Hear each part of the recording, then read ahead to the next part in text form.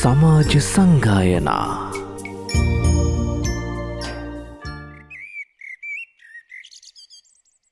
සමන්ත චක්කවාලේසු අත්‍රා ගච්ඡන්තු දේවතා සද්ධම්මං මුනි රාජස් සුනන්තු සග්ග මොක්ඛදං ධම්මස්සවන කාලෝ අයං භදංතා ධම්මස්සවන කාලෝ අයං භදංතා ධම්මස්සවන කාලෝ අයං භදංතා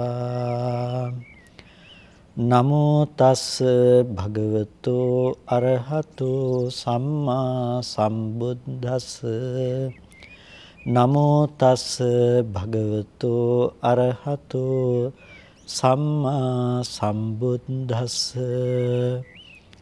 නමෝ තස් භගවතෝ අරහතෝ සම්මා සම්බුද්දස්ස. ශ්‍රද්ධා සම්පන්න කාරුණික පින්නතුනි, හැම කෙනෙක්ම මේ හිමිදිරි උදෑසන උතුම් සද්ධර්ම ශ්‍රවණය සඳහා සූදානම් වන මොහොත. ලෝකේ ජීවත් වෙනකොට කාගේ ජීවිතවලට නොඑක් විදිහේ ප්‍රශ්න ගැටලු පැමිණෙනවා. මේ දේවල් වලට මුහුණ දෙනකොට සත්පුරුෂයෝ සත්පුරුෂාකාරයෙන්ොත් අසත්පුරුෂයන් අසත්පුරුෂාකාරයෙන්ොත් මුහුණ දෙනු ලබනවා. විශේෂයෙන්ම භාග්‍යතුන් වහන්සේගේ ධර්මයට අනුරූපීව තමන්ගේ ජීවිතය හික්මවා ගනු ලබන නුවණැති සත්පුරුෂයන් සෑම අවස්ථාවකදීම තමන්ගේ ගුණ නුවණ දියුණු කරගනිමින් හිත පිළිබඳව අවබෝධ කරගනිමින් ප්‍රශ්න ගැටළු වලට පිළිතුරු සපයනවා. ඒකයි නුවණැත්තෙකුගේ සහ බාලයෙකුගේ තිබෙන වෙනස. භාග්‍යතුන් වහන්සේ දේශනා කරනවා ඉද බික්ඛවේ බාලෝ දුච්චින්තිත චින්තිච හෝති දුබ්භාසිත භාසී දුක්ඛත කම්මකාරී. මහන්නේ මේ ලෝකේ ඉන්න බාල පුද්ගලයාගේ ස්වභාවය මොකද්ද? ඉද බික්ඛවේ බාලෝ දුච්චින්තිත චින්තිච හෝති. මේ ලෝකේ බාලයා නොසිතිය යුතු දේ සිතනවා. දුබ්භාසිත භාසී නොකිය යුතු දේ කියනවා. ඒ වගේම දුක්ඛත කම්මකාරී නොකල යුතු දේ තමයි ඒකෙනා සිද්ධ කරන්නේ. නුවණැත්ත මොකද කරන්නේ? නුවණැත්තා සුචින්තිත චින්තිච හෝති සුභාසිත භාසී සුක්ඛත කම්මකාරී. එයා සිටිය යුතු දේ තමයි හිතන්නේ, කිව යුතු දේ තමයි සුභාසිත තමයි කියන්නේ. ඒ වගේම සුක්ඛත කම්මකාරී නිවැරදි කර්ම තමයි වැඩ තමයි එයා සිදු කරනු ලබන්නේ. මේ තමයි බාලයාගේ සහ නුවණැත්තෙකුගේ තිබෙන ස්වභාවය. ඒ වගේම මේ ලෝකේ යම්කිසි බයක් පැමිණෙනවා නම් සබ්බානි තානි බාලතෝ උපජ්ජಂತಿ නොපණ්ඩිතතෝ, ඒ පැමිණෙන බය, ඒ පැමිණෙන උපද්‍රවය බාලයා කෙරෙන්ම පැමිණෙනවා. නොපණ්ඩිතතෝ පණ්ඩිතයා කෙරෙන් කවදාවත් බයක්, උපද්‍රවයක්, උපසර්ගයක් කිසිම දෙයක් පැමිණෙන්නේ නැහැ. ලෝකයේහි යම්කිසි කෙනෙකුට පීඩාවක් ඇති වෙනවා නම් පීඩාවට හේතුව බාලයෙකුගේ තිබෙන බාල ස්වභාවයක්. තව කෙනෙකු නිසා තව කෙනෙක් පීඩාවටපත් වෙනවා නම් ඒක බාලයෙකු නිසා ඇතිවන දෙයක්. මොකද ලෝකේ සප්පටි භයෝ බාලෝ සෞපසග්ගෝ. ලෝකේ බාලයා තමයි උපසර්ග සහිත වෙන්නේ. බාලයා තමයි සප්පටි භය පුද්ගලයෙක් වෙන්නේ. ඒ කියන්නේ බාලයා කෙරෙන් බය එන්නට පුළුවන්කම තියෙනවා. හැබැයි පඬිතයා කෙරෙන් කවදාවත් ලෝකෙට නුවණැත්තා කෙරෙන් බය පැමිණෙන්නේ නැහැ. නුවණැත්තා නුවණැති නිසා. මේ උගත් බව සහ නැතිනම් මේ නුවණැති බව සහ මේ කියන බාල බව මනින මිම්ම බවටපත් වෙන්නේ ඔබ කොච්චර උගත්ද, කොච්චර අධ්‍යයන විශේෂයි ඔබ නුගත්ද කියන එක මත නෙමෙයි. ඒක තීරණය වෙන්නේ ඔබ ඔබේ සිත, කය, වචනය භාවිත කරන ස්වરૂපය අනුව. ඔබ අකුසලය හඳුනා ගන්නට සමර්ථ නැතිනම්, ඔබ යහපත කියලා හිතාගෙන අකුසලය තුල හැසිරෙනවා නම්, ඔබේ ජීවිතය තුළින් කුසලය ඈතින් ඈතට යනවා නම්, ඔබ මොන අධ්‍යාපන මට්ටමක හිටියත්, ඔබ මොන තරාතිරමක ජීවත් වුණත්, ඔබ බාල ලක්ෂණ ඇති බාල පුද්ගලයෙක්. ඔබ කුමන මට්ටමක හිටියත් ඔබ ජීවිතය තුළ කුසල නිස්ෘතව ජීවත් වෙනවා නම්, ඒ කියන්නේ අකුසලයට නැඹුරු නොවි ඔබ අලෝභ සමෝහ කියන හේතු මුල් කරගෙන ජීවත් වෙනවා නම් ඔබ නුවණැති පුද්ගලයෙක්, ඔබ හොඳ ඥානවන්තයෙක්. ඒක තමයි නිර්ණායකය මේ ශාසනයේ බාලය සහ නුවණැත්තා මනින. එහෙම නැතිනම් ලෞකික විෂයන් තුළ කොච්චර දුරට ඔබ ඉහළට ඉගෙනගෙන තියනවද කියන එක මත නෙමෙයි බාලය හෝ නුවණැත්තා කියන එක මේ ශාසනය තුළ මනින්නේ. ඒක මනින මිම්ම තමයි හිතේ ඇති කරගන්න කෙලෙසයන් හඳුනාගෙන කෙලෙස් ධර්මයන් ප්‍රහාණය කිරීම පිණිස වෑයම් කරන ශක්්‍යතාවය පදනම් කරගෙන. බාලයා දුර්වලයි. හැම වෙලාවකදී මෙයාට පුළුවන්කම තියෙන්නේ කිපෙන අරමුණක් ආවහම ඒකේ කිපෙන්න, ඇලෙන අරමුණක් ආවොත් එතන ඇලෙන්න, ගැටෙන තැන ගැටිලා මේ විදිහට व्यसනයක් කරා පැමිණෙන්නට. ඔහු තමාත් व्यसනයට පැමිණෙමින් අනුත් व्यसනය කරා පමුණවා ගන්නවා. නුවණැත්තා තමා व्यसනය කරා පැමිණෙන්නේ නැතිව අනුනුත් व्यसනය කරා පමුණවන්නේ නැතිව මිදෙන්නට පුළුවන්කම තියෙනවා. බොහෝ වෙලාවට අපේ මිනිස්සු හිතන විදිහ, කල්පනා කරන විදිහ ගත්තාම ඒක අකුසලය තුල ඉඳලා තමයි මිනිස්සු කල්පනා කරන්නේ. බොහෝ කාලයක් කර්මයට, කෙලෙස් වලට අනුරූපීව හිත හසුරුවප නිසා දෝ මිනිස්සුන්ට ඒකේ බොහෝ දෙනෙකුට ඒකේ ලොකු වෙනසක් පේන්නේ නැහැ. ඒකට හේතුව බොහෝ කාලයක් අකුසලය ස්වභාවයෙන්ම පුරුදු කරපු දෙයක් වන නිසා. මිනිස්සුන්ගේ හිත ස්වභාවයෙන්ම අකුසලයට නැඹුරු වෙලා අකුසලයට නැමිලා තියෙන්නේ. අමාරුවෙන් තමයි කුසලයක හිත පිහිටව ගන්නට ඕනේ. ඇලෙීම කියන එක නිකම්ම වෙනවා. ඇලෙන්න හොඳ නැහැ කියලා අපිට හිතන්න ගියොත් එහෙම මේක ටිකක් අමාරුයි. මොකක් හරි අරමුණක අකමැති දෙයක ගැටෙනවා කියන එක සාමාන්‍යයෙන් සිද්ධ වෙන දේ. ඒක නිකම්ම සිද්ධ වෙනවා નિરાයාසයෙන්ම. අපෝ තරහ ගන්න හොඳ නැහෙනි කියලා හිතලා හිත හදා ගන්නවා කියන එක ආයාසයෙන් කරන්න ඕන දේ. ඒ වගේ කුසලය කියන එක ආයාසයෙන් කරන පැත්තට ඇවිල්ලා අකුසලය කියන දේ નિરાයාසයෙන්ම සිත තුළ ජනනය වෙන තැනකනේ අපි ජීවත් වෙන්නේ. ඉතින් මෙන්න මේ වගේ තැනකදී අපි කොච්චර දුරට පරිස්සම් වෙන්නට ඕනේද? මොකද අපි මොන තත්වයන්ට මුහුණ දුන්නත් පින්නතුනි ඒ සෑම තැනකදීම මේ ඇති කරගන්න කර්ම කෙලස් ටිකේ විපාක විඳ යුතු වෙන්නේ වෙන කවුරුත් නෙමෙයි තම තමන්ම. ඔබ අද යම්කිසි කර්මයක් කරනවා නම් ඒකට භාග්‍යවතුන් වහන්සේ දේශනා කරන්නේ කල්යාණංවා පාපකංවා තස්ස දායාදෝ භවිස්සාමීති. ඒ කියන්නේ යං කම්මං කරිස්සාමි කල්යාණංවා පාපකංවා තස්ස දායාදෝ භවිස්සාමීති. ඒකට යම්කිසි කර්මයක් කරනවා නම් කල්යාණංවා පාපකංවා යහපත් හෝ පාපී වූ හෝ කර්මයක් කරනවා නම් ඒකේ විපාක විඳ යුතු වන්නේ ඔබ. ඒකට ඒ ඕනෑම කර්මයක් ඔබ අද සිදු කරනු ලබන දෙයක විපාකයේ ඔබ කරා පැමිණෙනවා. ඒක හරියට කිරි දෝපු ගමන්ම මිදෙන්නේ නැහැ වගේ. ඒකේ විපාක මේ මොහොතේ ලැබෙන්නේ නැති වෙන්න පුළුවන්. ලැබෙන ඒවාක් තියෙනවා. හැබැයි මේ මොහොතේ ලැබෙන්නේ නැති වෙන්න පුළුවන්. හැබැයි ඒක මිදෙන්න යම් කාලයක් ගත වෙනවා වගේ යම් කිසි වෙලාවක අකුසලය තමන් කරා පැමිණෙනවම තමයි. ඒකට අපිට කොච්චර නිදහසට කාරණා කියන්න පුළුවන්කම තිබුණත් අද දවසේදී මේ රටේ තියෙන ප්‍රශ්න ගැටලු අපි උත්තර හෙව්වේ ඒ වටනේ, අපි ගැටුනේ ඒ දේවල් එක්කනේ. ඒ නිසා ඒ අයටත් ඒකේ කොටසක් යන්න ඕන කියලා හිතුවට ඔබේ හිතෙන් කර්මයක් සිද්ධ කරා නම් ඒකේ විපාකෙ එන්නේ ඔබ කරා මිසක අනිත් අය කරා නෙමෙයි.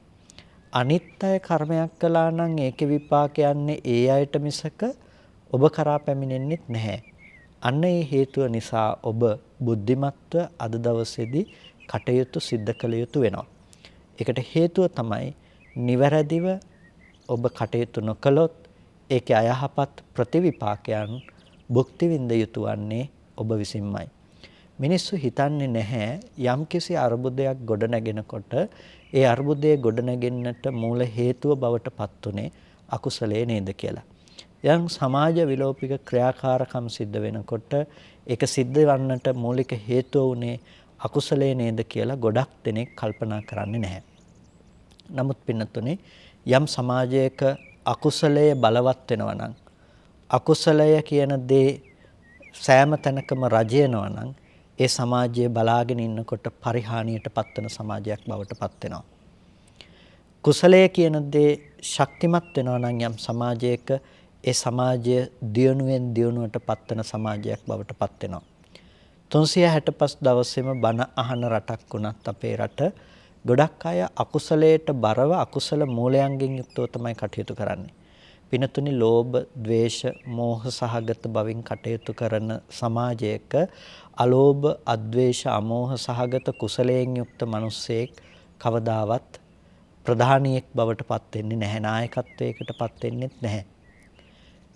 ලෝභ, ද්වේෂ, මෝහ වලින් කටයුතු කරන සමාජයක යම්කිසි කෙනෙක් නායකත්වයට පත් වුණත් නායකත්වයට පත් වෙන්නේ ලෝභ, ද්වේෂ, මෝහ වලින් කෙලවරට ගියපු තවත් පුද්ගලයෙක්ම පමණයි. ඒ හින්දා ලෝක ජීවත් වෙනකොට සමස්තයක් ලෙස මිනිස්සුන්ගේ භූමිකාව ඒ සමස්ත රටටම බලපාන දෙයක් බවට පත් වෙනවා. කොටිම කියනවා නම් ඔබ තම තමන්ගේ දිහාවට හැරිලා බලන්න තම තමන්ගේ චිත්තසංතානය ඍජුවම තමන්ටත් සමස්ත ලෝකයටත් බලපවත්වන දෙයක් බවට පත් වෙලා තියෙනවා. සමස්ත සමාජය කුසලයට නැඹුරු වෙනකොට ඒ සමාජය යහපත් වෙනවා.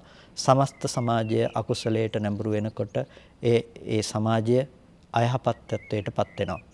බුදුරජාණන් වහන්සේ දේශනා කරන්නේ අධාර්මිකකම් බහුල වෙනකොට මිනිස්සුන්ගේ ආයු වර්ණ සැප බල මේ සියලු කාරණාවන්ගේ පරිහානිය සිද්ධ වෙනවා කියලා. බුදුරජාණන් වහන්සේගේ කාලේ මිනිස්සුන්ගේ පරමායුෂ අවුරුදු 120ක් වුණා.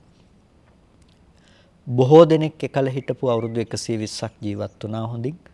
හැබැයි අද කාලේ වෙනකොට අපේ රටේ ජීවත් වෙන අයගේ ආයු අපේක්ෂාව පරමායුෂ කියන එක කොච්චර දුරටද තියෙන්නේ. ඒක අවුරුදු 80ක් තියෙන්නේ උපරිම වුණත්. එතකොට ඒ 80 වෙනුත් පහළ මට්ටමක තමයි වැඩි පිරිසක් වැඩි ප්‍රතිශතයක් ජීවත් වෙන්නේ. බොහෝ පිරිසක් 80ට කලින් මරණයටපත් වෙනවා.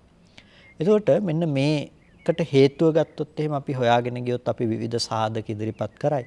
හැබැයි මේ සෑම දෙයකටම මූලිකම හේතුව බවට පත් වෙලා තියෙන මිනිසුන්ගේ හිතේ ඇතිවන අකුසලය කියන දේ. ලෝභ, ද්වේෂ, මෝහ කියන අකුසල ධර්මය.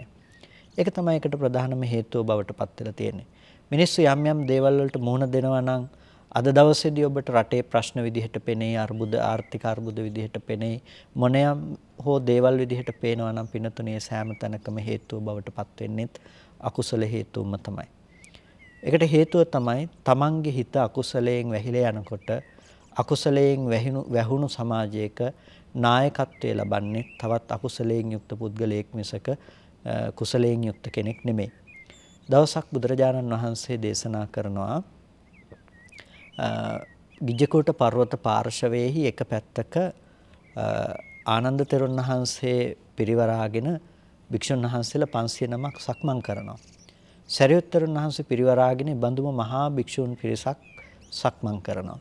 මුගලන් තෙරුන් වහන්සේ පිරිවරාගෙන බඳුම භික්ෂුන් වහන්සේලා පිරිසක් සක්මන් කරනවා. තවත් පැත්තක දේවදත්ත හාමුදුරු පිරිවරාගෙන තව මහා භික්ෂුන් වහන්සේලා පිරිසකුත් සක්මන් කරනවා. භාග්‍යවතුන් වහන්සේ දේශනා කරනවා සරියුත් තෙරුන් වහන්සේ පිරිවරාගත්ත ඒ පිරිස ඒ සියල්ලම ප්‍රඥාවට කැමති ප්‍රඥාවෙන් අගතැන්පත් වෙන පිරිසක්. ඒ පිරිස ප්‍රඥා ඉන්ද්‍රිය දියුණු කරලා තියෙනවා. මුගලන් තෙරුන් වහන්සේ පිරිවරාගත්ත ඒ පිරිස එර්දිමත් භාවය අතින් වැඩි එර්දිමත් පිරිසක්. ඒ කියන්නේ එර්දියේ පිරිස වඩා සිත නමපු පිරිසක්. ආනන්ද තෙරුන් වහන්සේ මුල් කරගත්ත පිරිස බහුශ්‍රృత බව මුල් කරගත්ත බහුශ්‍රృత භාවය අනුව ගියපු පිරිසක්. දේවදත්ත හාමුදුරුව අනුව සක්මන් කරන පිරිස බොහොම පවිතු ලාමක අදහස් ඇති පිරිස. ඒ අය අකුසලයට ඉතා ඉක්මනින් නැමෙන සුළු මනස් තියන අය. එතකොට අජ්ජාවසේන සත්තා සංසන්දන්ති සමෙන්ති ලෝකේ ස්වභාවය තමයි අදහස් වශයෙන් සත්‍යය එකතු වෙනවා, සැසඳෙනවා, ගැලපෙනවා.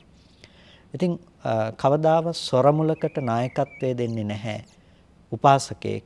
හොරමුලකට නායකත්වය දෙන්නේ තවත් හොරෙක්. ඒ වගේම උපාසක පිරිසකට නායකත්වය දෙන්නේ නැහැ සොරෙක්. ඒකට නායකත්වය දෙන්නේ උපාසකෙක්. ඒක තමයි ස්වභාවය. ඒ හින්දා අපි අපේ චිත්තසංතානයේ දිහාවට හැරිලා අපි නැවත වතාවක් බලන්නට ඕනේ. ඔබ ඔබේ ජීවිතය සකස් කර ගැනීම තුළින් ඔබ යහපත් පැත්තට නැඹුරු වෙන්නට මේ කාලවකවානුව තුළ උත්සාහවත් වන්නට අවශ්‍යයි. ඒකට හේතුව තමයි පින්නතුනි අපි ගොඩක් වෙලාවට ප්‍රශ්න ගැටලු හමුවේ අපි පීඩාවටපත් වෙනකොට හිතේ ස්වභාවය තමයි ගැඹුරු ධර්මයක් පැත්තට අපේ මනස යොමු වෙන්නේ නැහැ. අපි තියෙන ප්‍රශ්න ගැටලු එදිනෙදා අපිට මුහුණ පාන්නට වෙන දේවල් එක්ක අපි ගැටමින් කාලය ගත කරන්න පුරුදු වෙන එක. ඉතින් ඒ ප්‍රශ්න කාටත් පොදුයි, කාටත් සාධාරණයි.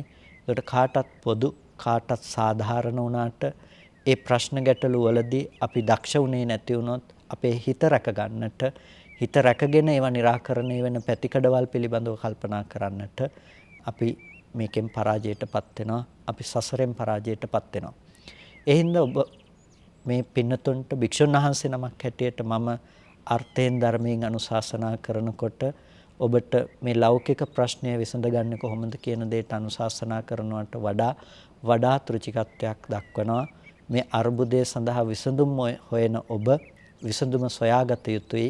ඔබේ හිත ආරක්ෂා කරගෙන හිත ආරක්ෂා කරගන්නේ කොහොමද කියන එකට උපදෙස් ලබා දෙන්නට. එතකොට ඔබට පුළුවන්කම තියනවා ඔබේ හිත රැකගන්න කැමති කෙනෙකුට හිත රැකගෙන ඒකට අවශ්‍ය විසඳුම් ඔබ කැමති ඔබ තෝරා ගන්න ඕනෑම පැත්තකින් ඒකට විසඳුම් හොයා ගන්නට. පින්තුනි අපි අපේ හිත මොන විදිහට කටයුතු කරන්න ගියත් අපි ඒක නිවැරදිව පාලනය කරගත්තේ නැති වුණොත් පාලනය නොකරපු හිත ගෙනල්ලා දෙන්නේ මහත්ම අනර්ථයක්. හේතු තියෙනකොට තමයි පින්නතුනි අපේ ජීවිතයේ ඉවසීම තියෙන්නට ඕනේ. කිපෙන්න හේතු තියෙනකොට. වේදේහිකාගේ ඉවසීම කියන දේ වැදගත් වෙන්නේ නැහැ. වේදේහිකාගේ ඉවසීම කියලා කිව්වේ ඔබ අහලා ඇති කතාවක්. වේදේහිකා කියලා එක ගෘහපතිනියක් හිටියා. ඇය ඊටාම ප්‍රසිද්ධයි, ඊටාම ඉවසන සුළු තැනැත්තියක් කියලා. බොහෝ සෙයින්ම ඉවසන බවට ප්‍රසිද්ධ වේදේහිකාට සමාජය තුළ හොඳ තැනක් හැදිලා තිබුණා. අය ඊටාම අනිත් අය ගැන අනුකම්පාව තියෙන ඉවසන සුළු හොඳ තැනැත්තියක් කියලා. ඇයගේ දාසියට දවසක් හිතුණා ඇගේ ඉවසීම ටිකක් පරීක්ෂා කරලා බලන්නට ඕන කියලා. දාසිය මොකද කරන්නේ? එක දවසක් ඇවිල්ලා ඇය ටිකක් වැඩි වෙලාවක් නිදාගත්තා. වැඩි වෙලාවක් නිදාගත්තාම වේදේහිකා ඇහුවා ඇයි ඔබ අද නිදාගත්තේ කියලා. ඇය කිව්වා ඒකට හේතුවක් නැහැ නිකන් නිදාගත්තා කියලා. ඊට පස්සේ දෙවනි දවසෙත් ඇය ඒ විදිහටම නිදාගත්තා. එදා ටිකක් දැඩි ස්වරයෙන් ඇහුවා අදත් ඔබ නිදාගත්තද ඇයි නිදාගත්තේ කියලා. ඊට පස්සේ නිකන් නිදාගත්තා කියලා කිව්වහම ඊළඟ දවසේ වෙලාවට නැගිටින්න කියලා වාද කළා දැඩිව. දෙවෙනි දවසෙත් ඒ විදිහටම නිදාගත්තා. එතකොට දොස් කියලා බොහොම රළු පරුෂ විදිහට ඇයට ආමන්ත්‍රණය කළා. ඊළඟ දවසෙත් නිදාගත්තාම අතට අහුනේ මෝල් ගහෙන් දමලා සේවිකාවට ගහනවා. ගහනකොට සේවිකාවගේ ඔළුව පැලිලා ලේ ගලනවා. ලේ ගලනකොට ඇය පාර දිගේ දුව කෑග ගහ කිව්වා මෙන්න ඔබලගේ වේදේහිකා. ඔබලා මෙච්චර කල් ඉවසනවා කියලා ಗುಣ කියපු වේදේහිකා මට ගැහුවා මගේ ඔළුව පැලිලා ලේ ගලනවා කියලා. එච්චර කාලයකට සමාජය තුළ මහා යසසක් කීර්තිරාවයක් හැදිලා තිබුණා නම් සමාජයේ මිනිසුන් විසින් ඇයට ගෞරවයක් යම් තැනක් පිරිනැමුවා නම් වේදේහිකා ඉවසන සුළු තැනැත්තියක් කරුණා මෛත්‍රියේ තියෙන තැනැත්තියක් කියලා ඒක එදයින් පස්සේ සම්පූර්ණ මතුරු දහන් වෙලා ගියා. පින්නතුනේ මේ වේදේහිකාගේ ඉවසීම වටිනාකමක් තියෙන දෙයක් නෙමෙයි. කාටත් පුළුවන් තරහ ගන්න හේතුවක් නැතිකොට තරහ නොගෙන ඉන්න කාටත් පුළුවන්. හැබැයි හේතුවක් තියෙනකොට තරහ ගන්න නැතුව ඉන්න පුළුවන්කම තියෙන්නේ බොහොම කලාතුරකින් නුවණැත්තෙකුට විතරයි. ඔබ නුවණැත්තෙක් වන්නට ඕනේ. ඔබ අර කිසි ශක්්‍යතාවයක් නැති බෙලහීන බාලයෙක් බවට පත්විය යුතු නැහැ. ඇයි එහෙම කියන්නේ? බලයෙන් හීන බාල පුද්ගලයා කිපෙන්න තියෙන තැන කිපෙනවා. කිපෙන්න හේතු ටිකක් තිබුණොත් එතන කිපෙනවා. ඔහුට ඉවසීම කියන ගුණය ඔහු පුරුදු කළා නැහැ. එතකොට ඔහුට හරියට කළ යුත්තේ මොකද්ද නොකළ යුත්තේ මොකද්ද කියන එක තේරුම් ගන්න පුළුවන් කමකුත් නැත්තේ නෑ. හැම වෙලාවෙම ද්වේෂයෙන් අන්ධව කටයුතු කරනවා. අපි ඉවසීමෙන් යුක්තව කටයුතු කරනවා නම් ඒ කටයුතු කරන්න පුළුවන්කම තියෙන්නේ සත්පුරුෂයෙකුට විතරයි. ඉවසීම කියලා කියන්නේ පින්නතුනේ නිවට බවක් හෝ අන්ධ බවක් නෙමෙයි. ඉවසීම කියලා කියන්නේ බුද්ධියෙන් කරනු ලබන විනයනයක්. එතකොට ඉවසීම කියන එකෙන් අදහස් කරන්නේ අසත් ධර්මය ඉවසා දරාගෙන සිටීමත් නෙමෙයි. ඉවසීම යනුවෙන් අදහස් කරන්නේ හුදෙක්ම තමන්ගේ හිතේ ඇතිවන්නා වූ ද්වේෂ සහගත චේතනාව හික්මවා ගැනීම. يعني තමන්ගේ හිතේ තරහ යන ඇති වෙනවා නම් ඒ තරහ දුරු කර ගැනීම තමයි ඉවසීම කියලා කියන්නේ. හැබැයි තරහ නැහැ කියන එකෙන් අදහස් කරන්නේ සමාජය තුළ තියෙන ප්‍රශ්නයක් තියෙනවා නම් ඒ ප්‍රශ්නෙට විසඳුම හොයන්නේ නැහැ කියන එක නෙමෙයි. ඒ ප්‍රශ්නය සංවිධිත කිරීම සඳහා යම් වැඩපිළිවෙලක් ක්‍රියාත්මක විය යුතු නම් ඒ වැඩපිළිවෙල යා ක්‍රියාත්මක කරන හැබැයි යා දන්නවා තමන්ගේ හිත තරහෙන් පුච්ච ගන්න නැතුව ඒ දේ කරන්න ඕන කියන එක. ඒකට එයා හොඳ නුවණින් යුක්තව දුරදක්නා නුවණින් යුක්තව එයා එකට විසඳුම් හොයන්නෙක් බවට පත් වෙනවා. හැබැයි තරහෙන් අන්ධ වෙනකොට එයා ළඟ දකින්නෙත් නැහැ. එයා දුර දකින්නෙත් නැහැ හරියට. එයා අනර්ථයටපත් වෙනවා. තරහෙන් අන්ධ වෙන පුද්ගලයෙක් ප්‍රධානියෙක් වුණොත් එහෙම ඒ රටම මහා දුර්භාග්‍ය සම්පන්න තත්වයකට මුහුණ පාන තැනකටපත් වෙනවා. අන්න ඒ නිසා ද්වේෂය කියන දෙයින් ඔබ අගතියට යන්න එපා. සමහර වෙලාවට ඔබ නොයේක් අපහසුතාවයන්ට මුහුණ දෙනවා. ඒක සමාජයේ ඉන්න ඔබ අපි හැම කවුරුත්ම පොදුවේ අපහසුතාවයන්ට මුහුණ පානවා. ඒකට මේ අපහසුතාවයන්ට මුහුණ පානකොට අපි හිතන්නකෝ ඔබේ ජීවිතය තුළින්ම පොඩ්ඩක් කල්පනා කරන්නකෝ සරලව. ඔබ තෙල් පොලිමක ඉන්නකොට වෙන්න පුළුවන් මොනවා හරි පොලිමක ඉන්න වෙනකොට වෙන්න පුළුවන්. ඔබ තරහෙන් කටයුතු කරනවා නම් ඒ තරහ නිසා ඔබට තෙල් වැඩිපුර ලැබෙන්නේවත් ඔබට ඉක්මනට එන්න කියලා තෙල් ටික ගහලා දෙන්නේවත් නැහනේ. ඒකෙන් සිද්ධ වෙන්නේ ඔබේ හිත ඔබම පීඩාවටපත් කරගෙන ඔබම අකුසලයක් සිද්ධ කරගෙන ඒකේ විපාකත් ඔබම විඳිනවා. පවතින ක්‍රමයටත් ඔබට අනුගත වෙන්න වෙලා තියෙනවා. ඒකෙන් අමතර වාසියක් ලැබිලා නැහැ. ඒ වෙලාවේදී ඔබ දක්ෂ වෙලා නම් ඔබේ හිත සංවර කරගෙන ඔබේ හිත තරහෙන් අන්ධ කරගන්න නැතුව ජීවත් වෙන්න. එතකොට ඔබ අවශ්‍ය දේ කරගනීවි. හැබැයි ඔබේ හිතේ තරහ පවත්වා ගන්න නැතුව. ඒකෙන් කියන්නේ අර ඉවසීම කියන එකයි නිවටකම කියන එකයි දෙක පටල ගන්න නැතුව ඉන්න තරම් අපි දක්ෂ වෙන්නත් ඕනේ. ඉවසීම කියන්නේ එකක්, නිවටකම කියන්නේ තවත් එකක්. ඉවසීම කියලා කියන්නේ තමන්ගේ හිතේ තියෙන අකුසල ධර්මය, ද්වේෂය කියන දේ උපදින්නේ නැති වෙන්න ඒ දේ ඉවත් කරලීම. එතකොට අපි නිවටකම කියලා කියන්නේ අපි මොන දේ ආවත් අසත් ධර්මයක් වුණත් ඒකත් ඉවසාගෙන ඔහෙ වුණාවේ කියලා ඉන්න එක. එහෙම නෙමෙයි. අපි ලෝකයේ යම් කිසි විදිහකින් නිවැරදි කළ යුතු දේ තියෙනවා නම් නිවැරදි ක්‍රමයට ඒ දේ නිවැරදි කිරීමත් කළ යුතුයි. හැබැයි මොන දේ කළත් ඔබේ හිත සංවර කරගන්න ඒක නම් අමතක කරන්න එපා. මොකද නොහික්මවපු හිත තරම් අනර්ථය සිද්ධ කරන වෙනත් දෙයක් මේ ලෝකයේ ඇත්තේ නැහැ. නොහික්මුණු හිත තමයි ලෝකේ කරන්න පුළුවන් මහත්ම අනර්ථය සිද්ධ කරන්නේ. සමහර වෙලාවට ඒක ලෝක යුද්ධ වලින් කෙලවර වෙන්නේ. නොහික්මුණු හිතේ ස්වභාවය ඒක. ඒ හින්දා ඔබ හිත හික්මව ගන්න. හිත හික්මව ගත්තොත් ඔබට පුළුවන්කම තියනවා පළමුවෙන් ඔබ යහපත් වන්න. ඊට පස්සේ ඔබේ පවුල යහපත් වේ. ඒ වගේම ඔබ ඇසුරු කරන අය යහපත් වේ. ඒ හැමෝම යහපත් වෙනකොට සමස්ත සමාජය යහපත් වෙනවා. සමස්ත සමාජය යහපත් වෙනකොට පින්නතුනේ ඒ සමාජයේ ඇතුලේ හොර බොරු වංචා දූෂණ මේ දේවල් අපිට දකින්න පුළුවන් කමක් ලැබෙන්නේ නැහැ. අපේ රට බෞද්ධ රටක් වුණත් මිනිස්සු මේ කුසලයේ අකුසලයේ තේරුම් අරගෙන මේ පදනම මත ක්‍රියාත්මක වෙන බව දකින්න පුළුවන් කමක් නැත්තේ නැහැ. සමහර වෙලාවට විදේශ රටවල් වුණත් ඒ දේවල් වල බෞද්ධ කියන පදනම නැති වුණත් කුසල අකුසල මූලයන් මත ඒ සමාජ ක්‍රමයේ පදනම් වෙලා තියෙන බව අපිට දකින්න පුළුවන්කම තියෙනවා. ඒකට භාග්‍යතුන් වහන්සේ අකුසල් කියලා යම් ටිකක් දේශනා කළා නම් ඒ අකුසලයන් ඔවුන්ගේ ජීවිත තුළ සිද්ධ නොවන තැනට කටයුතු කරන්නට ඔවුන් උත්සාහවත් වෙනවා. ගොඩක් වෙලාවට දියුණු මට්ටමේ රටවල් අරගෙන බැලුවොත් ඒ අය බොහොම කරුණා මෛත්‍රියෙන් යුක්තයි. ඒ කියන්නේ මේ කියන්නේ හැමෝම නෙමෙයි. ඕනෑම රටක ඕනෑම සමාජයක මහානාරක නපුරු දුසිරිත් දුරාචාර කරන මිනිස්සු ඉන්නවා. හැබැයි සමස්තයක් ලෙස සමීක්ෂණයක් කළොත් පොදු ජනතාවගේ තියෙන ගතියක් තියෙනවා. ඒ තමයි මිනිස්සු ගොඩක් වෙලාවට කරුණා මෛත්‍රියෙන් යුක්තයි. සතුම් මරණ ආදී දේවල් වලට යොමු වීම බොහොම අඩුයි. හොරකම් කිරීම කියන දේ ඊටමත් අවමයි. අන්සතු දේ ගන්නවා කියන එක සාමාන්‍යයෙන් සිද්ධ කරනවා ඊටමත් අඩුයි. ඒ කියන්නේ සමස්ත සමාජය ගන්නෙම නැති තරම් පොදු සමාජය ගත්තාම සමහර විට ඊටාම වටින දෙයක් මගක තිබුණත් ඒක එතනම සුරක්ෂිතව තියනවා. තව කෙනෙක් ඒක හොරකම් කරගෙන යන මට්ටමක ඇත්තේ නැහැ.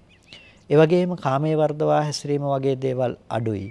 ඒ වගේම හොරකම් කිරීම, බොරු කීම වගේ දේවල් පුංචි දරුවෝ ඉඳලා සමහර විට ඒ සමාජයන් වල බොරු කීම සිද්ධ කරන්නේ නැහැ.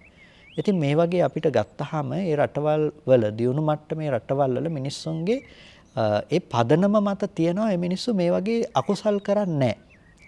එතකොට මේ අකුසල් කරන්නේ නැති එක මත ඒ සමාජය එකිනෙකා පිළිබඳව විශ්වාස කරන, අන්‍යෝන්‍ය විශ්වාසය ඇතිව කටයුතු කරන දියුණු සමාජ සංස්කෘතියක් ගොඩනගෙන තැනක් බවට පත් වෙලා තියෙනවා. එහෙම සමාජයේ බොහොම ඉක්මනින් දියුණු වෙලා තියෙනවා. එතකොට ඒ පිළිබඳව සැලකිල්ලක් නොදක්වන සෑම රටක්ම මොකද වෙන්නේ? ඊටමත් වේගයෙන් පරිහානියට පත් වෙලා තියෙනවා. එහෙනම් අපි මේ කුසල මූල අකුසල මූල පිළිබඳව අපි ලබා දෙන තැන අපි මේ පිළිබඳව කල්පනා කරන ගතිය ඊටම අඩුයි. ඒ හින්දා අපි මේ ගැන කල්පනා කරන ගතිය ටිකක් අපේ සමාජය තුළ අපි වැඩි කරගන්නට අවශ්‍යයි. කුසල මූල අකුසල මූල මත තමයි සමාජයක් දියුණුද නැද්ද කියන එක තීරණය වෙන්නේ. සමාජයක් නොදියුණු තත්වයකටපත් වෙනවා නම් එතන අකුසලයේ බලවත් වෙලා තියෙනවා. සමාජයක් දියුණු වෙනවා නම් එතන කුසල මූල ටික බලවත් වෙලා තියෙනවා. දැනගෙන කරත් නොදැනගෙන කරත්. ඒක තමයි න්‍යාය.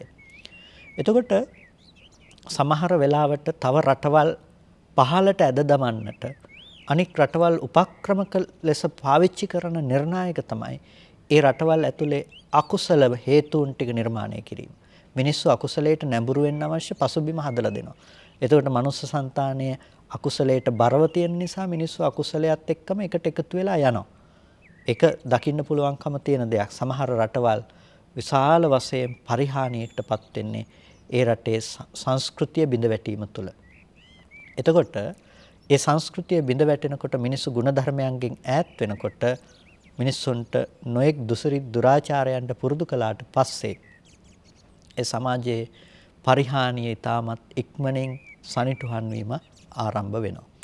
ඉතින් ඒක අපේ රටටත් පොදු වුණ දෙයක්. අපේ රට තුලත් අද පවතින තත්වයට වගකිය යුතු ප්‍රධානම දේ නම් අකුසල මූලයන්. අකුසල මූලයන් කියලා කියන්නේ ඒ අකුසල මූලයන් ප්‍රවර්ධනය වීම මත අකුසලයේ අනුව ජීවත් වෙන මිනිසුන් තුළින් බිහි වුණු අකුසලයෙන් යුක්ත මිනිසුන් නිසාම ඇතිවෙච්ච තත්වයන් තමයි අපිට දකින්න පුළුවන්කම තියෙන්නේ. ඉතින් මේක සකස් කරනවා නම් සකස් කරන්න පුළුවන්කම තියෙන්නේ අපි කුසලය කියන දේ තුළ අපේ මනස හික්මවා ගැනීම තුළින්. ඒක ඔබ තුළින්ම හදා ගන්නට පටන් ගන්න. ඔබ තුළින් ඒක නිර්මාණය කරගන්න ආරම්භ කළොත් සමස්ත සමාජයේ යහපත් කරගන්නට පුළුවන්කම ලැබේවි ඊටමත් ඉක්මනින්. ඒ හින්දා ඔබ බාහිර දේවල් එක්ක හැප්පෙනවා වගේම තියෙන තත්වයක් එක්ක ජීවත් වෙන්න ඔබට මේ දේවල් සිද්ධ කරන්න වෙනවානේ. ඒකට මේ දේවල් එක්ක කටයුතු කරගන්න ඔබ උත්සාහවත් වෙනවා වගේම ඔබ උත්සාහවත් වෙන්න අකුසලයේ කියන එක තමන්ගේ ජීවිතෙන් ඈතින් ඈතටම යවන්න. එතකොට මුළු සමාජයේම යහපත් කරගන්න පුළුවන් කමක් තියෙයි. ඔබ යහපත් පුද්ගලයෙක් නම් ඔබ යහපත පතන මිනිසෙක් නම් ඔබ යහපත කුසලයේ බලාපොරොත්තු වෙන කෙනෙක් වෙනකොට ඔබ කැමති වෙන කෙනෙක් ඉන්නවා නම් ඔබේ කැමැත්තෙන් පත් වෙන පාලකයෙක් ඉන්නවා නම් ඒ පාලකයා පවා යහපත කුසලය මුල් කරගත්ත කෙනෙක් බවට පත් වෙයි. ඒ හින්දා අපි වරදවා ගත්ත තැන අපි නිවැරදි කරගන්නවා නම් අපි නිවැරදි කරගන්නට ඕනේ අකුසලයෙන් හිත ඈත් කරවාගෙන කුසලය තුල අපේ මනස ප්‍රතිෂ්ඨාපනය කර ගැනීම කියන තැනින්. එතකොට අපේ හිත බොහොම නිවුණු හිතක් බවට පත් කරගන්න පුළුවන්. ඒ ඔස්සේ මුළු සමස්ත සමාජයේම නිවුණු සමාජයක් බවට පත් කරගන්න පුළුවන්කම තියෙනවා. ඔබට හිතේ මේක ප්‍රායෝගික නැති වෙයි නේද කියලා. හැබැයි ඔබ අද හික්මෙන්න පටන් ගන්න අඩුම තරමේ ඔබට ඔබ පිළිබඳවවත් ආත්ම තෘප්තියක් ගොඩනැගෙයි. නැත්තම් ඒකත් ඔබට ලැබෙන්නේ නැහැ. ඒ නිසා ඔබ කුසලයේ තුල පිහිටන ශක්තිමත් මනසක් හිමි නුවණැත්තෙක් බවට පත් වෙන්න. එතකොට ධර්මය අවබෝධ කරගන්න පුළුවන් හේතු සම්පත් ඇති ඔබට ඒ හේතුව සුරක්ෂිත වී හෝ තිබේවි. නැති වුණොත් ඔබ මේ අවුරුදු 50ක 60ක ජීවිතයේ ඔබ සක්‍රියව කටයුතු කරන්නේත් ඒකෙන් ඊටාම සුළු කාල පරිච්ඡේදයක්. ඒ කාල පරිච්ඡේදය ඇතුළත අකුසල් ටික සිද්ධ කරගෙන ආපහු දුගතිගාමී වෙලා තියෙයි කල්ප ගානකට. ඒකින්ද මේ ලැබුණු අවස්ථාව නම් මේ ක්ෂණය මේ මොහොත නම් ඔබේ ජීවිතෙන් ඉක්මෙන්න දෙන්න එපා. මේ ක්ෂණය කොහොම හරි ආරක්ෂා කරගන්න. මේක තුළ හිත කොහොම හරි හික්මව ගන්න. ඔබ මොන අවස්ථාවකට මුහුණ දුන්නත් ඔබ මොන පොලිමකට රැඳිලා හිටියත් ඔබ කුසලයේ තුල ඔබේ මනස පිහිටව ගන්නට උත්සාහවත් වෙන්න. කුසලයේ තුල කියලා කියන්නේ ඔබ මුදල් වියදම් කර කරන්න හදන පින්කම් ගැන කියන කතාවක් නෙමෙයි. කුසලයේ කිව්වහම හිතන්නේ එහෙමනේ. මේ කියන්නේ ඔබේ හිත රැක ගන්න විදිහ ගැන. භාවනාවක් කරන්න පුරුදු වෙන්න. සතිපට්ඨාන භාවනාවක ඔබේ මනස පවත්වන්න පුරුදු වෙන්න. එතකොට ඔබට පුළුවන්කම ලැබේවි ඔබේ හිත අකුසලයන්ගෙන් පිරෙන්නේ නැතුව කුසලයේ තුල පිහිටවගෙන බොහොම ශක්ති සම්පන්න විදිහට ජීවත් වෙන්න. ඒක ඊටමත් වටිනා අවස්ථාවක් බවට පත් වේවි. ඒ සඳහා කටයුතු කරන්න කියලත් අවවාදයක් හැටියට සිහිපත් කරන්නට පළමුව කල්පනා කළා. ඉතින් දේශනමාලාවක් විදිහට අපි දිගින් දිගටම සිදු කරගෙන ආවේ පටිච්චසමුප්පාද ධර්මයේ පිළිබඳව කෙරෙන ධර්ම විග්‍රහයක් විදිහට. අවසාන වශයෙන් අපි තේරුම් ගත්තා සංඛාරපච්චය විඥානං කියලා කියනකොට සංඛාර ප්‍රත්‍යයෙන් විඥානය උපදිනවා කියනකොට කොහොමද සංස්කාර ධර්මයන් නිසා විඥානය උපදින්නේ කියන එක. සංස්කාරය නිසා පින්නතුනේ කොහොමද විඥානය උපදින්නේ? සංස්කාරය නිසා විඥානය උපදින්නේ කොහොමද කියන එකේදී අපි ඒකට අවශ්‍ය ප්‍රත්‍ය සංස්කාරය උපදින්නට හේතු වන ප්‍රත්‍ය පිළිබඳව දැනගත්තා. සහජාත අඤ්ඤමඤ්ඤ නිස්සය සංප්‍රයුක්ත අත්ති අවිගත කම්ම ආහාර කියන මේ ප්‍රත්‍ය ධර්මතාවයන් පිළිබඳව. එතනදී සංප්‍රයුක්ත කියන්නේ මොකද්ද? අඤ්ඤමඤ්ඤ කියන්නේ මොකද්ද? නිස්සය කියන්නේ මොකද්ද කියන එක අපි තේරුම් ගන්නට යෙදුණා. එතකොට සහජාත අඤ්ඤමඤ්ඤ නිස්සය කියන මේ ප්‍රත්‍ය තුන හඳුනා ගන්නට යෙදුණා. අද තියෙන අපිට සංප්‍රයුක්තයි කියන එක. සංප්‍රයුක්තයි. එතකොට සංප්‍රයුක්තයි කියලා කියන්නේ එකට යෙදිලා තියෙනවා කියන එක. එකට යෙදිලා තියෙනවා. සහජාත කියලා අපි මුලින් කතා කළේ මිට පෙර දේශනාවකදී. එතකොට එතනදී සහජාත කියන එකේදී කිව්වේ එකට උපදිනවා කියන එක. සංප්‍රයුක්තයි කියලා කියන්නේ එකට යෙදිලා තියෙනවා කියන එක. එතකොට සංස්කාරය කියන එක විඥානයත් එක්ක එකට යෙදිලා තියෙනවා. එතකොට එකට යෙදිලා තියෙන විදිහ අපි කතා කරනකොට අපි දන්නවා කර්ම විඥාණයට කර්ම සංස්කාරය එකට යෙදිලා තියෙන විදිහට ප්‍රත්‍ය වෙනවා. අපි කුසල් සිතක් නෙගන්නේ අකුසල් සිතක් නෙගන්නේ සිතක් විදිහට ඒකට අන්න ඒ විදිහට සංප්‍රයුක්ත භාවයෙන් ප්‍රත්‍ය වීම සිද්ධ කරනවා. සංප්‍රයුක්තයි. ඒකත් එක්ක එකට යෙදිලා තියෙනවා. සංස්කාරය කියන එක සංප්‍රයුක්තයි. එතකොට මේ සංස්කාරය කියන එක නිමිත්ත විදිහටත් ප්‍රත්‍ය වීම සිද්ධ කරනවා. එතකොට අපි ඒකට කියනවා නිමිත්ත සංප්‍රයුක්ත භාවය කියලා. එතකොට ඒ කර්ම නිමිත්ත ඇසුරු කරගෙන තමයි අරමුණු කරගෙන තමයි අපි ප්‍රතිසන්දිය කරා යන්නේ. එතකොට යම්කිසි ස්වરૂපයක් ගත්තනම් චිත්තය එබඳු මට්ටමක් ගන්නවා ප්‍රතිසන්දි අවස්ථාව. ප්‍රතිසන්දි චිත්තේ. එතකොට එබඳු ස්වභාවයක් ගන්නා ඒ සිතත් එහි පවත්නා සංස්කාරය ඒ විඥානය හා සංප්‍රයුක්තයි. ඒ විඥානය හා සංප්‍රයුක්තයි. එතකොට ඒකත් එක්ක එකට යෙදිලා තියෙන්නේ. ඒ නිසා තමයි ඒ කර්මයට අනුරූපී වූ විපාක ජනනය කිරීමේ හැකියාව ඒ හිතට තියෙන්නේ. ඒ කර්මයට අනුරූපී වූ විපාක ජනනය කිරීමේ විපාක ඉපදවීමේ හැකියාව ඒ හිතට තියෙන්නේ අන්න ඒ හේතුව නිසා. එතකොට එතන සංප්‍රයුක්ත භාවය තියෙන නිසා කර්මයේහි සංප්‍රයුක්ත භාවය විඥාණයට ලැබෙන බව තියෙන නිසා තමයි අපි සංඛාරපච්චය විඥානං කියලා කියන්නේ. ඒට සංප්‍රයුක්ත භාවයෙන් ප්‍රත්‍ය වෙනකොට සහජාතයි කිව්ව එකට යෙදිලා තියෙන එක අඤ්ඤමඤ්ඤයි කිව්ව එකිනෙකට ප්‍රත්‍ය වීම පිළිබඳව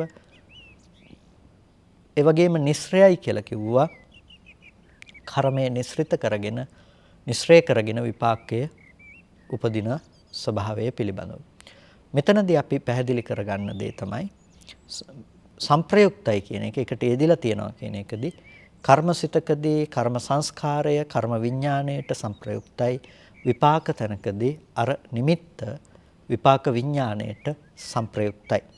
ඒ නිසා විපාක සිතකින් යම් කිසි ආකාරයකින් යම් රූපයන් උපදවනු ලබනවා නම් ඒ උපදවනු ලබන්නා වූ සියලු ධර්මයෝ අර සිතෙහි ස්වභාවයට අනුරූපීව හැසිරෙනවා. අන්න එතකොට තමයි අර අපි මීට පෙර පසුගිය සතිය දේශනාව තුළදී කතා කරපු ආකාරයට අර ද්වි හේතුක ත්‍රි හේතුක ආදී ප්‍රතිසන්දි වශයෙන් අපිට මෙතනදී නානත්වයක් හඳුනා ගන්නට පුළුවන්කම තියෙනවා. යම්කිසි කෙනෙකු ප්‍රතිසන්දි වශයෙන් ගත්ත අවස්ථාවකදී ඒ සිතේ තිබුණා නම් ඇහැ උපදවනවා කියලා. ඇහැ ඇතුව තමයි උපදින්නේ. ඒ හිතේ තිබුණොත් ඇහැ උපදින්නේ නැහැ කියලා. ඇහැ උපදින්න අවශ්‍ය ගතිය තිබුණේ නැත්තම් ඇහැ උපදවන්න අවශ්‍ය ගතිය එතන තිබුණේ නැතිනම් පින්නතුනේ ප්‍රතිසන්දිය ලැබනකොට එතනින් ඇහැ ඉපදවීමේ ගතිය නැති වුණොත් ඒ බිහිවීමේදී නැතිනම් එතන බීජ කලලේ වර්ධනය වෙනකොට ඇහැ උපදවන්න අවශ්‍ය දේවල් සැකසෙන්නේ නැහැ. ඒකට ඇහැ උපදින්නේ නැහැ කියන එක හැදුනේ මොකක් නිසාද? ඇහැ උපදින්නේ නැහැ කියන එක හැදුනේ අර විඥාණයට අනුරූපීව. විඥාණයට අනුරූපීව. ඒ වගේම තමයි යම් කිසි විදිහකින් කන හදනකම තිබ්බේ නැති වුණොත් කන නැතුව උපදිනවා. ඒකට අපි කියනවා ಜಾති බදිරයි කියලා. උත්පත්තියේම කන් ඇහිමක් නැහැ. ඒකට උත්පත්තියේම කෙනෙකුට ඇස් පෙනීම නැති වෙන්න පුළුවන්. උත්පත්තියේම කෙනෙකුට කන් ඇසීම නැති වෙන්න පුළුවන්. මේ ආයතනයන්ගේ ක්‍රියාකාරීත්වය උත්පත්තියෙහිම වෙනස් වෙන්න පුළුවන්කම තියෙනවා. ඒ උත්පත්තියෙම වෙනස් වෙන්න පුළුවන්කම තියෙන අර ප්‍රතිසන්දිගත හිතට අනුව ඒ ධර්මයන්ගේ සකස් වීම නිසා. ඒකට අර ගත්ත කර්මය කියන දේ හැම වෙලාවකදීම ඒ දේ සකස් කරන්නට හේතු වන විඥාණයට උපස්තම්භකයි. ඒක සංප්‍රයුක්ත භාවයෙන් උපස්තම්භක වන නිසා තමයි ඒහා උපදින්නා වූ එයින් ජනනය කරන්නා වූ රූපයන් පවා ඒ බඳු ස්වභාවයකින් ජනනය කරනු ලබන්නේ. ඒතකොට දැන් මේකෙදි අපි දකිනවා සමහර වෙලාවට දැන් කර්මය කියන එක හිත කියන එක එකම සාධකයේ නෙමෙයිනේ රූප උපදවන්නට. එකම සාධකයේ නෙමෙයි. කම්ම, චිත්ත, ඍතු, ආහාර කියලා තව ප්‍රත්‍ය තියෙනවානේ. ඒකට කර්මයේ තියෙනවා, චිත්තයේ තියෙනවා, ඍතු, ආහාරය කියලා තව ප්‍රත්‍ය ඍතු සහ ආහාරය කියලා බාහිර තව ප්‍රත්‍ය දෙකකුත් අපිට හඳුනා ගන්න පුළුවන්කම තියෙනවා. ඒකට එතනද ඍතු සහ මේ ආහාර ආදී දේවල් තුලිනුත් රූප ඉපදවීමෙහිදී බලපෑම් ඇති කරන්න පුළුවන් ඇතිවීමේ සම්භාවිතාවය තියෙනවා. යම්කිසි විදිහකින් හිතන්නකෝ ප්‍රතිසන්දිගත මොහොතේදී ප්‍රතිසන්දිය ඒ මොහොතේදී අරගෙන ඒ මොහොතේදී අර රූපයේ ඇහැ හදන්න පුළුවන්කම හේතුව ප්‍රතිසන්දියම ගෙනල්ලා තියෙනවා. හැබැයි වර්තමාන ඍතු හෝ ආහාරයේ තියෙන බලපෑමක් නිසා එතන ඇහැ සකසෙන්නේ නැහැ දැන්. ඒකට බලපාන්නේ අර ආහාරයේ හෝ ඍතුවේ තියෙන යම්කිසි බලපෑමක් නිසා. අර බීජ කලලෙහි තිබෙන යම්කිසි භෞතික සාධකයක් පදනම් කරගෙන. එතකොට අන්න ඒ බඳු කෙනෙකුට ප්‍රතිසන්දියෙන් ගෙනල්ලා තියනවා හේතු ටිකක් ඇහැ හදන්න පුළුවන් කියලා. ප්‍රතිසන්දියෙන් ගෙනල්ලා තියනවා. එතකොට එයා බිහි වුණාට පස්සේ සමහර විටක අර ආහාරමය පැත්තෙන් හෝ ඍතුව ප්‍රත්‍යයෙන් හටගත්ත දෙයට ප්‍රතිකර්ම කරන්න පුළුවන් නම් භෞතිකව ඒ කෙනාට පෙනීම ලබා දීමේ හැකියාව තියෙනවා. ඒ කෙනාට ඇහිීම ලබා දීමෙහි හැකියාව තියෙනවා. ඒක හැබැයි අර හිත පැත්තෙන් අවශ්‍ය හේතු ටික හැදිලා තිබුණොත් විතරයි. ඒ ටික හැදුන්නේ නැති වුණොත් එයාට කොතෙක් සැත්කම් කළත් පෙනීම ඇහිීම ආදී දේවල් එහෙම ලබා දෙන්නට පුළුවන් කමක් නැත්තේ නැහැ. ඒක අවශේෂ කරුණු ටිකක් හැටියට සිහිපත් කළේ ඒ වගේ දේවල් සිද්ධ වෙන්නේ කොහොමද කියන එක පිළිබඳව පැහැදිලි කරන්නට අවශ්‍ය වුණ නිසා.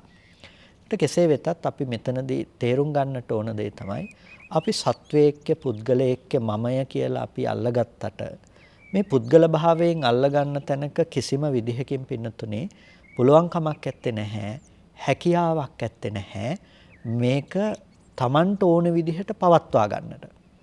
ඒකට කියනවා අවසිය පවත්තයි කියලා. තම වශයෙන්හි පවත්වා ගැනීමෙහි හැකියාවක් නැහැ කියලා. ඇහැ කියන එක තම වශයෙන්හි පවත්වා ගන්නට පුළුවන් කමක් ඇත්තේ නැහැ. රූපය කියන එක තම වශයෙන්හි පවත්වා ගන්නට පුළුවන් කමක් ඇත්තේ නැහැ. කන කියන එක, ශබ්දය කියන එක තම වශයෙන්හි පවත්වා ගන්නට පුළුවන් කමක් ඇත්තේ නැහැ. කොටින්ම කියනවා නම් මේ සියලු ධර්මයන්ම තම වශයෙන්හි පවත්වන්නට බැහැ. ඒ නිසා මේ සියල්ලට කියනවා අනාත්මයි කියලා. අනාත්මයි. සබ්බේ ධම්මා අනාත්තා කියලා කියන නිසා. මේ ඔක්කොම ධර්ම අනාත්මයි. ඇයි අනාත්මයි කියලා කියන්නේ? ඒක තම වශයෙන්හි තියන්න පුළුවන් කමක් ඇත්තේ නැහැ. වශයෙන්හි තියෙන්නේ නැහැ කියලා කියන්නේ ඒක පවතින්නේ එක ගොඩනගපු ප්‍රත්‍යයන්ට අනුරූපී වෙන විදිහට. ප්‍රත්‍ය නිරුද්ධ වෙනකොට මොකද වෙන්නේ? ඒ ධර්මයේ නිරුද්ධ වෙනවා. ඒ හින්දා හටගත් ධර්මය ප්‍රත්‍ය සමவாயෙන් නම් හටගත්තේ ප්‍රත්‍ය නිරෝධයෙන් ඒ ධර්මයේ නිරුද්ධ වෙනවා. පටිච්චසමුප්පාද ධර්මයේ පිළිබඳව ප්‍රත්‍යවේක්ෂා කරනකොට ඒ පිළිබඳව අපි නුවණ පවත්වනකොට අපිට හැම වෙලාවකදීම අපිට තියෙන්න ඕනේ නුවණ තමයි පින්නතුනේ අන්න ඒ කාරණාව පිළිබඳව. මේ තමන් කියාගත්ත පුද්ගල බව ගොඩනැගුණු තැනක ඇතුළට ගිහිල්ලා ඒක අස්සේ ඉඳලා මේ කරුණ හිතන්න යන්න එපා. එළියේ තියෙන මේ වගේ ධර්ම સિદ્ધාන්තයක් නේද කියලා ගැට ගහගෙන හිතන්න යන්න එපා. මේක දකිනවා නම් දකින්න මේක තමා තුළ. මේක දකින්න තමා තුළ තමන් ජීවත් වෙනවා කියන තැන තියෙන ඇත්ත ස්වභාවය මේක නේද කියලා මේක තමන් තුළින් අත්දකින්නට උත්සාහවත් වෙන්න. තමන්ට පේනකොට තව කෙනෙක්ගේ ජීවත් වීමක් කියලා පුද්ගල භවෙන් ඇසුරු වෙන තැනක ඔබ අත්දකින්න පුරුදු වෙන්න එතන සිදුවන යථාර්ථය පිළිබඳව. එතන වෙන්නේ මොකද්ද? මෙන්න මේ විදිහේ හේතුඵල ධමක පැවැත්මක් නේද තියෙන්නේ. සංස්කාරයේ විඥාණයට ප්‍රත්‍ය වෙන ස්වභාවයක් නේද තියෙන්නේ. කියන එක හොඳට අත්දකින්න පුරුදු වෙන්න. එතකොට අපිට පෙනේ සංස්කාරයේ විඥාණයට අත්දකින්න ස්වභාවය පිළිබඳව අපිට හිතන්න යනකොට අපිට ඒ අවකාශයන්ට ගැළපෙන විදිහට හිතන්න පුළුවන්. වේලාවකට සහජාත විදිහට, වේලාවකට අඤ්ඤමඤ්ඤ විදිහට, වේලාවකට නිස්සරේ විදිහට, තවත් විටක අපිට සංප්‍රයුක්ත විදිහට මේ ප්‍රත්‍යවීම පිළිබඳව එතකොට මානසිකාරය කරන්නට පුළුවන්කම තියෙනවා. එතකොට සංප්‍රයුක්තයි කියලා කිව්වේ එතන ඒ විදිහට යෙදිලා තියෙනවා. විඥානයේ පවතින තැනක භවාංග විඥානයේ තියෙනවා නම් අර කර්මය කියන දේ නැතිනම් අර සංස්කාරය කියන දේ ඒකට ප්‍රත්‍ය වෙනවා. අර සකස් කරගත්ත පුඤ්ඤ අපුඤ්ඤ ආනෙජ්‍ය වශයෙන් ඇති කරගත්ත ඒ සංස්කාරය කියන එක භවාංග විඥාණයට ප්‍රත්‍ය වීම සිද්ධ කරනවා. මොන විදිහටද ප්‍රත්‍ය වෙලා තියෙන්නේ? එයා එතනදී ප්‍රත්‍ය වෙලා තියෙන එක සංප්‍රයුක්තව. ඒ හිතේ යෙදිලා තියෙනවා. ඒ හිතේ එකට පැවතිලා තියෙනවා. අන්න ඒ විදිහට සංප්‍රයුක්ත භාව වශයෙන් සංස්කාරය විඥාණයට ප්‍රත්‍ය වෙලා තියෙනවා. ඒ කියන්නේ විප්‍රයුක්තව නෙමෙයි. විප්‍රයුක්තයි කියන්නේ යෙදෙන්නේ නැහැ කියන එක. ඒතකොට දැන් අර කර්ම හිතේ තිබුණ එක විපාක හිතේ නෑ තමයි. හැබැයි විපාක හිතේ අර කර්ම හිතේ තිබුණු ඒ ස්වභාවයෙන්ම අරගෙන මෙතන විපාක ධර්මයක් විදිහට පහළ වුණානේ දැන්. ඒ සංස්කාරය ප්‍රත්‍යයිනේ අර විඥානයේ හට ගැනීමට. ඒකට ඒක ස්කන්ධයක් විදිහට අපි දකින්නේ. ඒකට එහි සංප්‍රයුක්ත ප්‍රත්‍යභාවය තිබෙනවා විඥානයේ උපදවන්නට. ඒ වගේම කර්මය කියන තැනකදී අර කර්ම සහගත සංස්කාරය කර්ම විඥානයේ පැවැත්මට සංප්‍රයුක්ත ප්‍රත්‍යභාවයෙන් ප්‍රත්‍ය වෙලා තියෙනවා. මෙන්න මේ විදිහට අපිට සංස්කාරය විඥාණයට ප්‍රත්‍ය වෙනකොට මේ කියන සංප්‍රයුක්ත ප්‍රත්‍යභාවයෙන් ප්‍රත්‍යවීම පිළිබඳවත් අපි තේරුම් ගන්නට අවශ්‍යයි. ඒ වගේම ඊළඟ ප්‍රත්‍යවීම ප්‍රත්‍ය හැටියට අපි හඳුනා ගන්නවා අත්ථි ප්‍රත්‍ය. අත්ථි කියලා කියන්නේ ඇත කියන එකට. ඒ කියන්නේ එහි විද්‍යමානත්වය. එහි පැවැත්ම පිළිබඳව කතා කරන්නේ.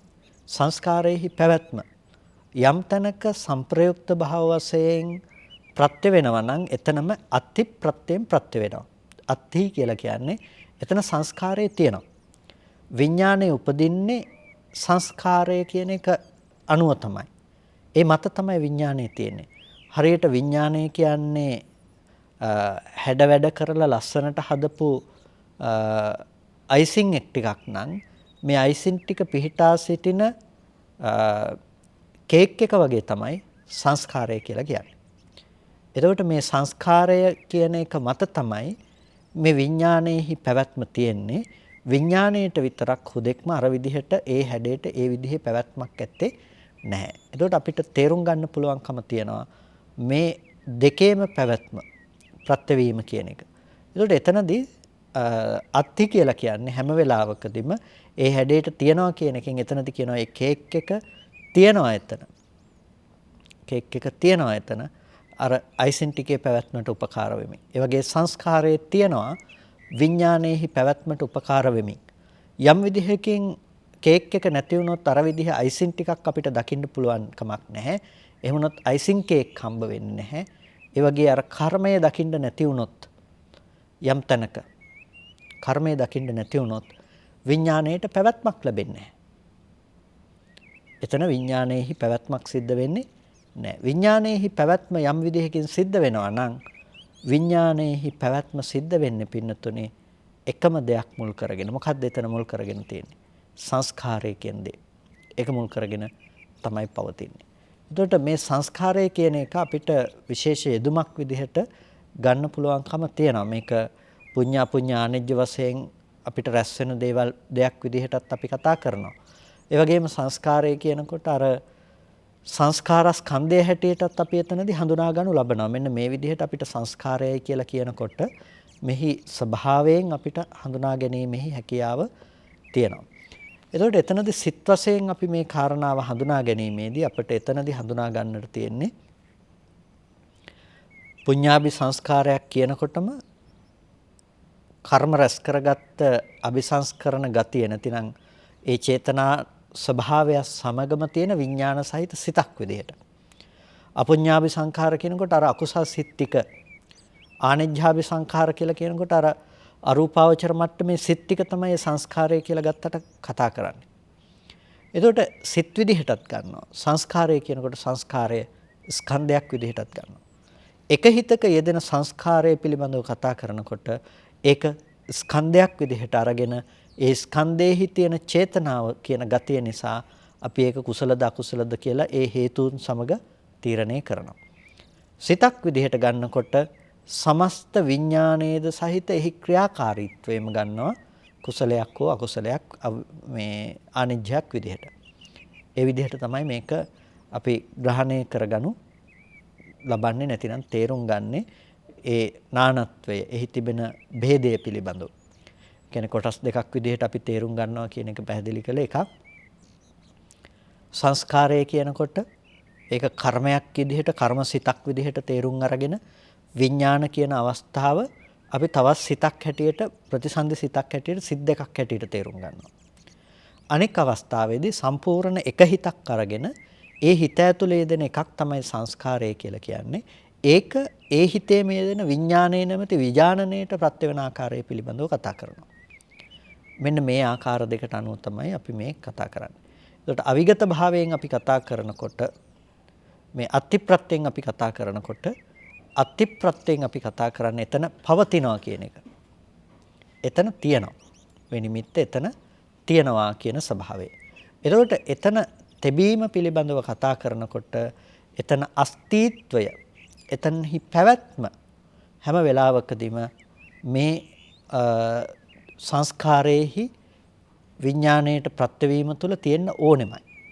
එතකොට ඒකෙදි අපි ගන්නේ අර ස්කන්ධයක් විදිහට එතන කුසල අකුසල චෛතසික ධර්මයන් මූලික කරගෙන චේතනාව සහිතව එතන සංප්‍රයුක්ත ධර්මයක් විදිහට ඒක යෙදෙමින් විඥාණයට වෙන ප්‍රත්‍යවීම තමයි අත්ති ප්‍රත්‍ය තුලදී අපි විශේෂයෙන්ම හඳුනා ගන්නු ලබන්නේ.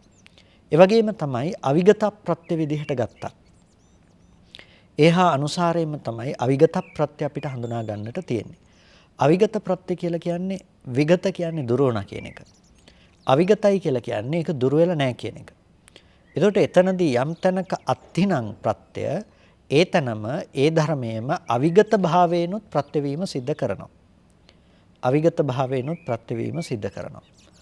අවිගත ප්‍රත්‍යයෙහි තිබෙන වැඩි විශේෂත්වය තමයි අර අත්ති ප්‍රත්‍යයේදී එතන සංප්‍රයුක්ත භාවයේ සහ අත්ති කියන භාවයේ එකට යෙදෙනකොට අවිගතයි කියනකොට අපිට ඒක පොදුවේ කතා කරන්නට පුළුවන්කම තිබෙනවා යම් කර්ම නිමිත්තකට ප්‍රතිසන්දි මට්ටමේ විඥානයක් හටගත්තොත්.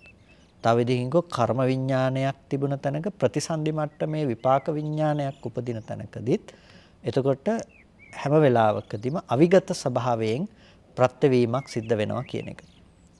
ඒක ටිකක් සියුම්ම අපි තේරුම් ගන්නට අවශ්‍ය වෙන කාරණාවක්. අවිගතයි කියලා කිව්වේ එතන කර්මය කියන එක විගත භාවයක් නැහැ කියන එක. දුර වෙලා නැහැ කියන අර්ථය පැහැදිලි කිරීම සඳහා විතරයි. එකෙන් කිව්වේ අර කර්මය කර්මයක් විදිහට මේ මට්ටමේදී ඇසුරු කරනවා කියන එක කියන්න එහෙම නෙමෙයි ඒ කාරණාව කිව්වේ. ඒ නිසා ඒක වරදවා වටහා ගන්න එපා. ඒක නිවැරදිව ඒ කියපු අර්ථය විතරක් තේරුම් ගැනීම සඳහා ඒක පාවිච්චි කරන්න. එතනදී කියන්න අවශ්‍ය වුණ දේ තමයි අපිට යම්කිසි අවස්ථාවකදී කර්මයකට අනුරූපීව විපාක හිතක් ඉපදුනා නම් ඒ විපාක සිත නැවත නැවත පහළ වෙනකොට ප්‍රතිසන්දි විපාක හිත භවාංග සම්තතියක් විදිහට නැවත නැවත පහළ වීමේදී අර කර්ම ගතිය නැතිනම් කර්මජ රූප උපදවන කර්මයෙන් උපදවන රූප ඉපදවීමේ ගතිය ආදිය ඒකේ නතර වෙන්නේ නැහැ, නතර වෙලා නැහැ. ඒ නතර වෙලා නැත්තේ ඒ කර්ම ශක්තිය ලබා දීමේහි ගතිය එතන අවිගතව පවත්වන ස්වභාවය නිසා. අන්න ඒක විතරයි එතනදී ගන්න පුළුවන්කම තියෙන්නේ, පැහැදිලි කරන්නට අවශ්‍ය උනේ ඒ කාරණාව. එතකොට අර සංස්කාර ධර්මය අවිගත භාවයෙන් ප්‍රත්‍යයයි කියලා කියනකොට අපිට ඔය තැන් දෙකෙන් ගන්න පුළුවන්කම තියෙනවා. අර අර්ථයෙන් ගත්තොත් පමණක් එතනට මුල් කරලා ගන්න පුළුවන්. ඒ වගේම අවිගත භාවයෙන් ප්‍රත්‍යයයි කියලා කියනකොට සංප්‍රයුක්ත අත්ථි අවිගත කියන ස්වභාවයෙන් එක තැනකින් පමණක් ඒක අපිට හඳුනා ගන්නට පුළුවන්කම තියෙනවා. සංප්‍රයුක්ත අත්ථි අවිගත කියනකොට එක තැනකින් ඒ තමයි ඒකත් එක්ක එකට යෙදිලා තියෙනවා. ඒ වගේම අත්ථි එතන ඒක පවතිනවා. ඒ වගේම අවිගතයි එතනින් දුරු වෙලා නැහැ. එය එතන ඒ සංස්කාර කියන ධර්මය අවිගතව විඥාණයට ප්‍රත්‍ය වෙලා තියෙනවා. එතකොට ඒක කර්මසිතෙන් නම් කර්මසිතට අදාළව විතරයි, විපාකසිත නම් විපාකසිතට අදාළව විතරයි. එතකොට අවිගතයි කියන එකෙන් බැහැරට ගිහිල්ලා කතා කළේ අර කර්මමය ගතිය අරමුණක් විදිහට අර සිතේ තිබෙන නිසා ඒ කර්මජ රූප ඉපදවීම, කර්මයෙන් උපදවන රූප ඉපදවීමේ හැකියාව නැවත නැවත ලැබිලා තියෙනවා අර භවාංග චිත්ත සන්තතියට. ඒක ලැබෙන්න හේතුව වෙන්නේ අර ඒ විපාක ශක්තිය එතන පවතින නිසා. ඒක පවතින්නේ අරගත්ත අරමුණම එබඳු ස්වභාවයෙන් පවතින නිසා. ඒ හින්දා අපි චුතිසිත යම් විදිහකටද ප්‍රතිසන්දිසිතත් ඒ විදිහටමයි කියලා කතා කරන්නේ. ඒ නිසා තමයි. ඒකට මෙන්න මේ ආකාරයට මේ කියන කාරණා පිළිබඳව අපිට තේරුම් ගන්නට පුළුවන්කම තියෙනවා. ඊට පස්සේ යෙදෙන ප්‍රත්‍ය තමයි කම්ම සහ ආහාර කියලා කියන්නේ.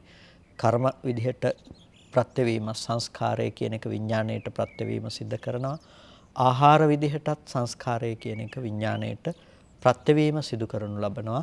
ඒකට මේ කාරණා පිළිබඳව අපිට වඩාත් ගැඹුරින් තවදුරටත් සාකච්ඡා කරන්නට වෙනවා. මම හිතනවා ඒක වෙනමම අපි සාකච්ඡා කළොත් ඒක ඔබට කාල වේලාව අරගෙන කරන සාකච්ඡාවක් විදිහට ඒක වැදගත් වේවි කියලා. ඒකට පොදුවේ අද දවසේදී අපි විශේෂයෙන්ම මෙතනදී හඳුනා ගන්නට යෙදුන කරුණු දෙකක්.